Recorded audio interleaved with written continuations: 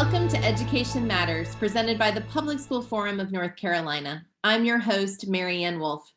As we continue to move through this time of transition and recovery from COVID-19, many critical issues are at the top of minds for our schools, educators, and students. That includes developing pathways to ensure that all students have equitable access to high quality and well-prepared teachers, and elevating the importance of social and emotional learning.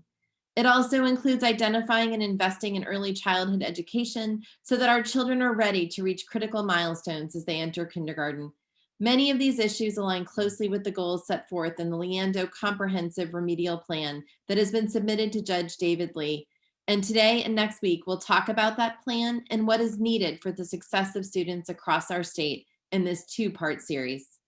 I'd like to welcome to the show Jeff Coltrane, the Senior Education Advisor to Governor Roy Cooper, and Dr. Bev Emery, the Executive Director for the Office of District and School Transformation for the North Carolina Department of Public Instruction and the State Board of Education. Welcome to both of you. Bev, with so much discussion right now about COVID-19 transition and recovery, I'd love to start by asking you, how does the Leandro School Funding Case and the subsequent plans fit into this context? I think they're so aligned. We've been saying all along, and I think WestEd report really confirmed that it isn't that we don't really know what to do. It's the will and the resource and support to make it happen. And so I think those priorities in the plan really on steroids would be a way for us to quickly recover and accelerate. And so I think we're very aligned in what we're looking for, particularly at the department with recovery. And as we get out across the state and coach and guide districts with ESSER 2 and ESSER 3 applications, really trying to look at these key areas that we know are real levers for improvement.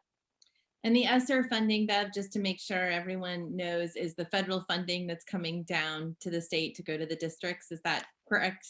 Yes, ma'am. So ESSER 2 application went live on April 1, and right behind that this week is ESSER 3 application. So it's a lot of work for districts, and our regional folks, our federal programs folks are really trying to be out in the field supporting and helping districts get those so they can access their money quickly. Jeff, I know there's been a lot of work going on, but one of those areas has been the Leandro 8-year Comprehensive Remedial Plan, and that builds on the report and also the short-term action plan. I wonder if you can talk a little bit about how it does lay out the systemic investments that are needed to make sure we are meeting our constitutional obligation for every student. That comprehensive remedial plan, Mary Ann, was submitted to Judge Lee, who's overseeing the Leandro case, in the middle of March of this year. And it's been in the works now for the better part of a year with a team from DPI, DHHS, the Office of State Budget and Management, the governor's office, and is really pulling on the recommendations that WestEd laid out in their report from December of 2019. And the recommendations from the Governor's Commission on Access to Sound Basic Education. The plan lays out actions across those 7 key areas that Judge Lee identified in his January 2020 order and I know that your show has been talking a lot about over the last couple of months. An effective teacher in every classroom, an effective principal in every school, a finance system that provides adequate, equitable, and predictable funding, an assessment and accountability system that reliably assesses multiple measures of student performance, an assistance and turnaround function that provides supports to low-performing schools and districts, a system of early education that makes sure our students enter kindergarten ready for school success, and then an alignment of high school to post-secondary and career expectations. The actions are laid out across 8 years, so beginning this year through fiscal year 28. With the idea that the goals in the plan will be achieved by 2030. So the plan includes a range of actions that require budget, so funding appropriations, as well as policy actions. And included is an appendix that provides cost estimates for each of the actions that require funding. So for instance, on the budgetary side, the plan recommends expanding supplemental funding to school districts to support our most at-risk students, like our students from low-income families, our students with disabilities, our English language learners, which would require budget action. But the plan also envisions realigning our assessment and accountability system to better meet the Leandro goals and help schools identify areas for improvement, which would be mostly policy related. So that would require action by the General Assembly and the State Board of Education as well. Right. And Bev, I know you've been traveling across the state in many schools and districts and have an opportunity to really see the most critical needs. How do you think those needs, including this year, align with the Leandro plan? It has been overwhelmingly inspiring to see kids welcomed back to school. Let me just say that first. And the efforts are phenomenal. And for all the reluctance that I think we see played out in the media, superintendent after superintendent saying everything is fine if you can just get them here. So I would say that has been highly rewarding. What I want to connect to in terms of sort of what Jeff spelled out in the plan is the districts that we've been blessed with ESSER 1 money to begin working in. So we're working with 6 districts and 44 schools. Our approach really has tried to align to those 7 areas and which pieces or action steps can we use, but also be need-based. So accountability, for example, we won't measure the impact of our work on growth or proficiency. We have 2 years worth of funding. We're not even there, but we are looking at what are those common trends across, let's say, the 6 districts that we could show measurable improvement in. Turnover, right? These districts have tremendous issues with teacher and principal turnover. So what training or what kinds of attractions can we build into these places that make them keep, retain, sustain?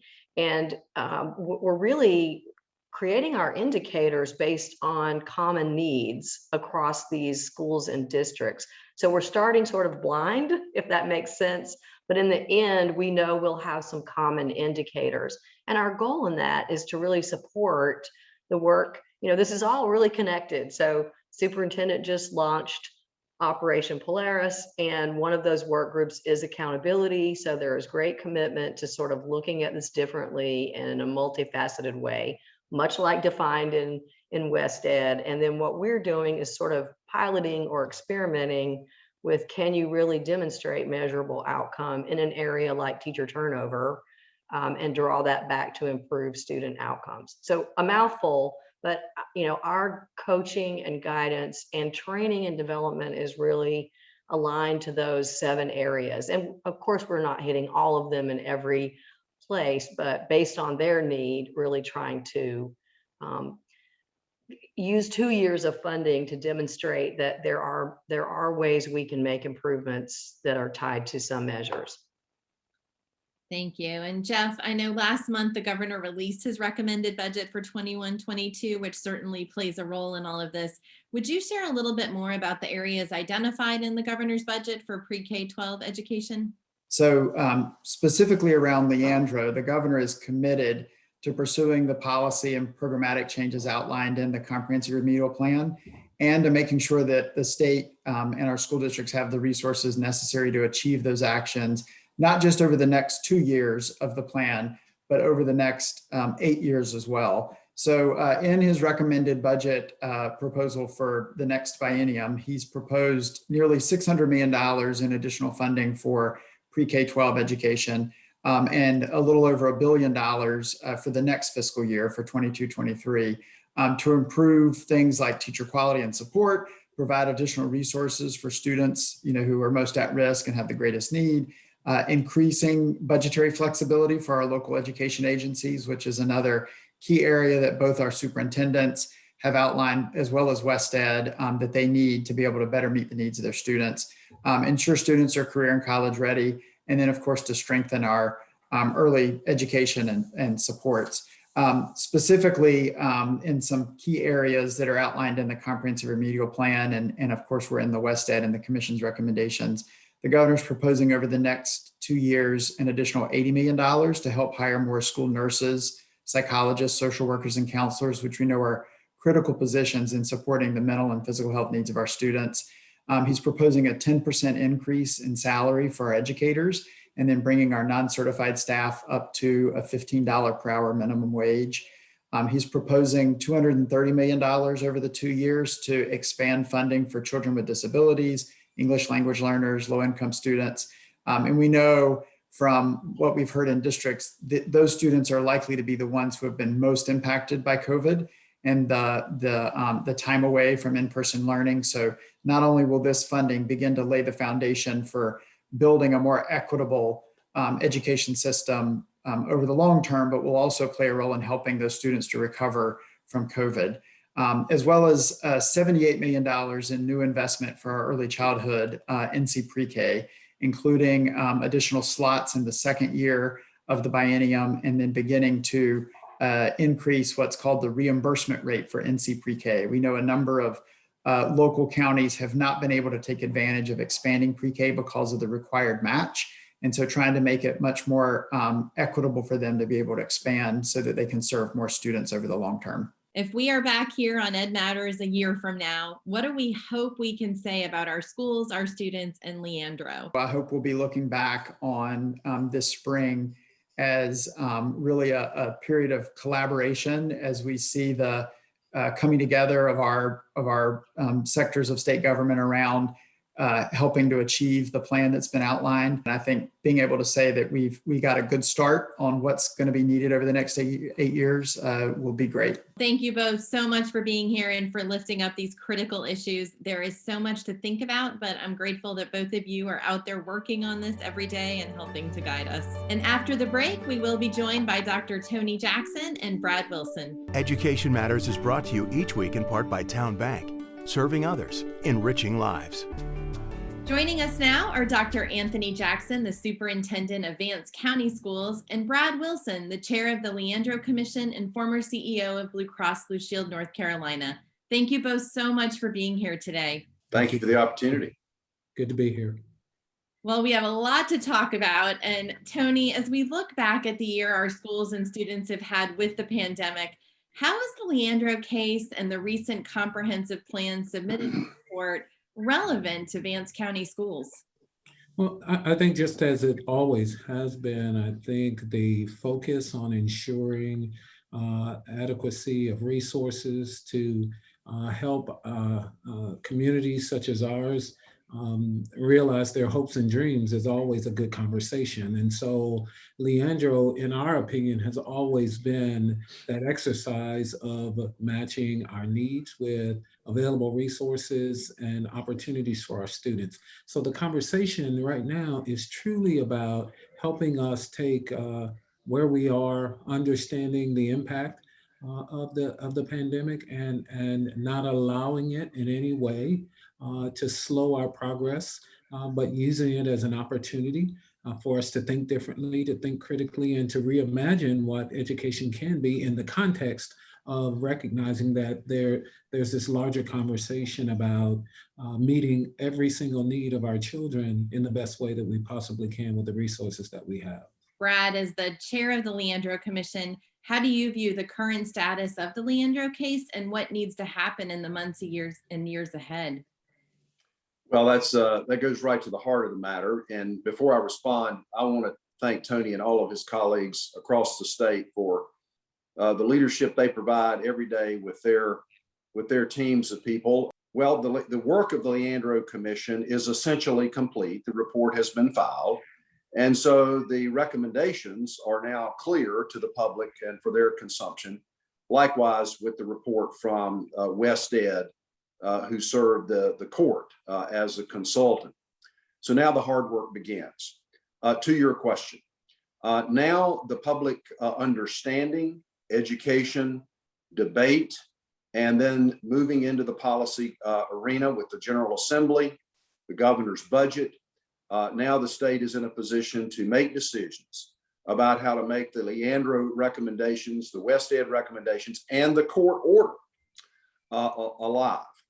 And so this is a very important session of the General Assembly.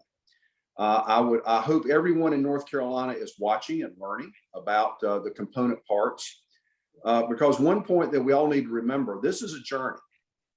This is not a one session conversation. It's not a 2-year conversation.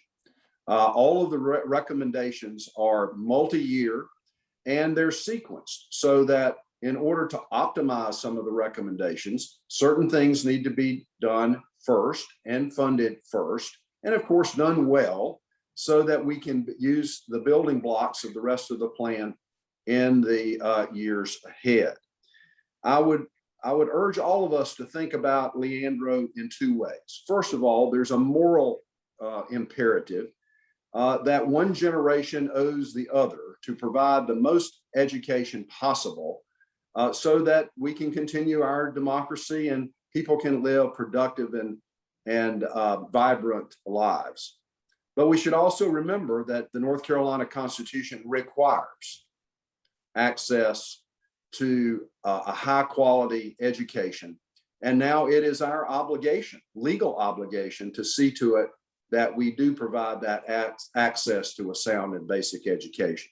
I appreciate so much how both of you really called out that it's good for now, but it's also the beginning, which I know has been an ongoing journey, but many, many years. And just the notion that we have an 8-year comprehensive plan speaks to the complexity, but also just how wide and deep the work really is that we need to do and how systemic it is.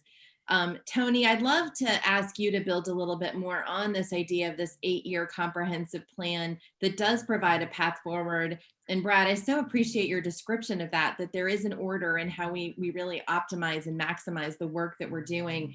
It also talks about what we need in terms of both human and fiscal resources.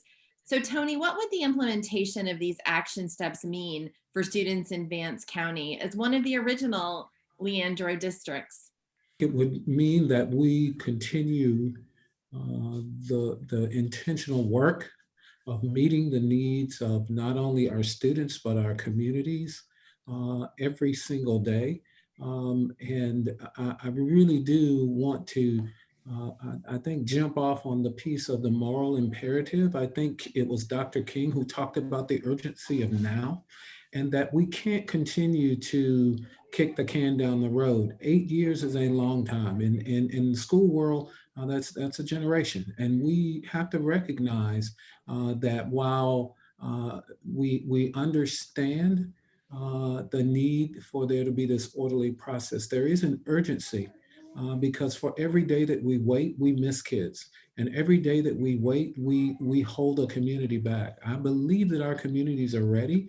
I believe that the action plan is sound. I believe that the focus on the resources, the opportunities and access for every single child is clearly articulated. I think now we have to muster up the will. And that means that we have to figure out a way to accelerate that timeline so that while we know that in ordinary situations, it would take us 8 years, but these are extraordinary times.